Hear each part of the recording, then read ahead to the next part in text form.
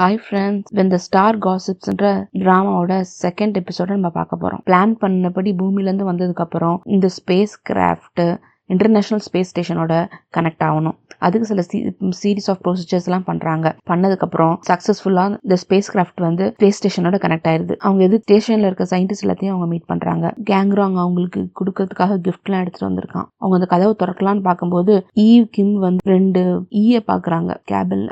ஏர்த்லேருந்து இங்கே வந்திருக்கு அப்படின்னு சொல்லி எக்ஸைட் ஆகுறாங்க. பூத கண்ணாடியை வச்சு ஈவ் கிம் அது என்ன பண்ணுது அப்படின்னு சொல்லி பார்க்குறாங்க.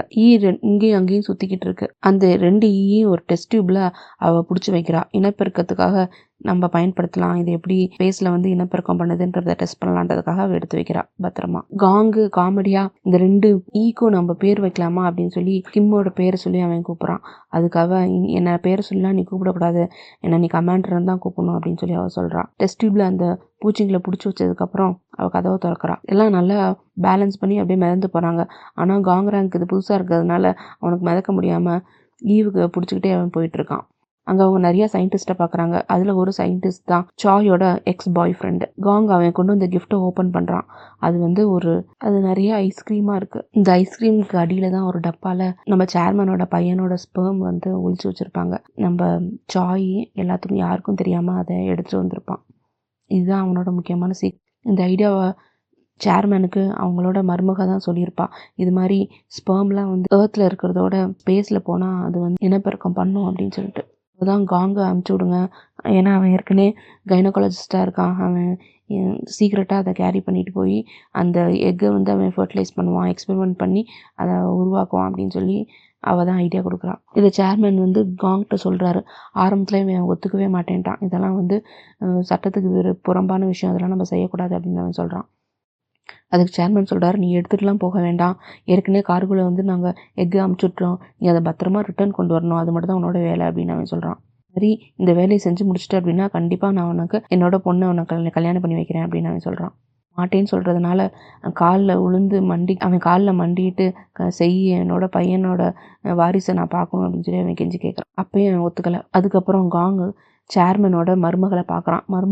நான் வந்து ஒரு பீடியாட்ரிஷன் படித்தது எனக்கு குழந்தைங்க ரொம்ப பிடிக்குன்றதுக்காக தான், அதனால எனக்காக ஒரு ஹெல்ப் பண்ண, நான் மதர் ஆகணும்னு ரொம்ப ஆசைப்பட்றேன் அப்படின்னு சொல்லி அவள் ரெக்வஸ்ட் பண்ணி கேட்குறான். அதனால அவன் இதுக்காக ஒத்துக்கிட்டான். காங்கு எல்லா ஐஸ்கிரீமையும் ஒவ்வொரு சயின்டிஸ்ட்டையும் கொடுத்துக்கிட்டு இருக்கான், ஒவ்வொரு ஃப்ளேவரை. அந்த வெனிலா ஃப்ளேவரில் தான் அந்த எக் இருக்குது. ஈவ் கிம் வந்து அந்த வெனிலா ஃப்ளேவரை எடுத்துக்கிறாங்க.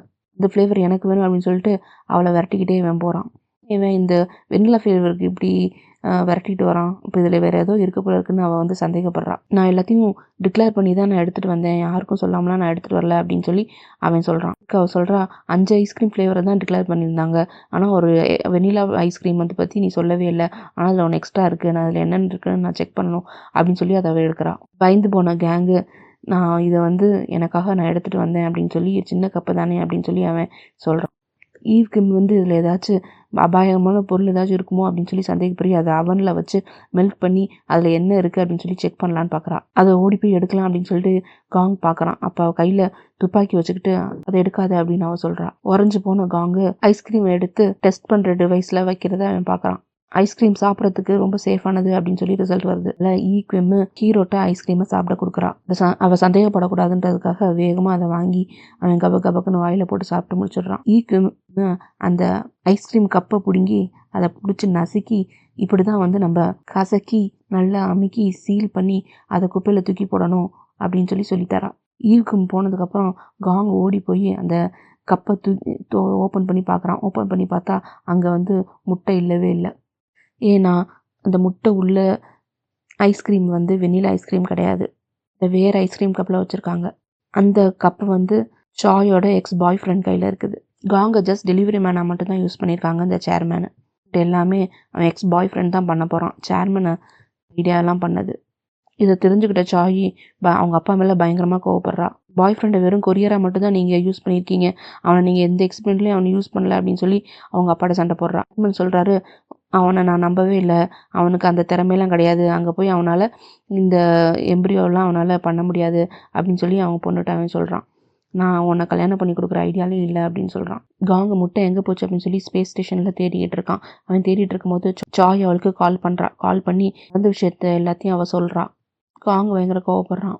காங் அவளோட எக்ஸ் பாய் ஃப்ரெண்டு கேங்கிட்ட வந்து நீ வந்து திருப்பி என்கிட்ட முட்டையை என்கிட்ட கொடுத்துரு, நான் அதை வந்து எக்ஸ்பெரிமெண்ட் பண்ணி பார்க்கணும் அப்படின்னு அவன் கேட்குறான். அதுக்கு கேங் அவனை தள்ளி விட்டுட்டு உனக்கு அவ்வளோ திறமை கிடையாது அப்படின்னு சொல்கிறான். மிதந்துக்கிட்டு இருக்கான். உனக்கெல்லாம் காங்கை கல்யாணம் பண்ணுறதுக்கு எந்த தகுதியும் கிடையாது அப்படின்னு சொல்லி அவளை பயங்கரமாக இன்சல்ட் பண்ணுறான். அதனால நீ பேசாமல் அவளை விட்டு கொடுத்துரு அப்படின்னு சொல்லி அவன் சொல்கிறான். நாங்கள் 2 பேரும் தான் நல்ல மேட்ச் அப்படின்னு சொல்கிறான். இவன் என்ன தான் இன்சல்ட் பண்ணாலும் இவனுக்கு விட்டு கொடுக்குற ஐடியா கிடையாது. ஏன்னா சேர்மன்ட்ட இவன் ஏற்கனவே ஒரு அக்ரிமெண்ட் போட்டிருப்பான். என்னன்னா இந்த வேலையை அவன் முடிச்சு கொடுத்தான் அப்படின்னா ஃப்ரீயாக ஒரு ஃபர்டிலிட்டி கிளினிக் அவர் வந்து வச்சு தரேன் அப்படின்னு அவர் சொல்லியிருப்பார். இதனால் அவன் இதை கண்டிப்பாக முடிச்சிடணும் அப்படின்னு சொல்லி அவன் நினைக்கிறான். காங் ஸ்பேஸ் ஸ்டேஷனில் இருக்கும் பொழுது ஒரு அலாரம் சவுண்டு கேட்குது.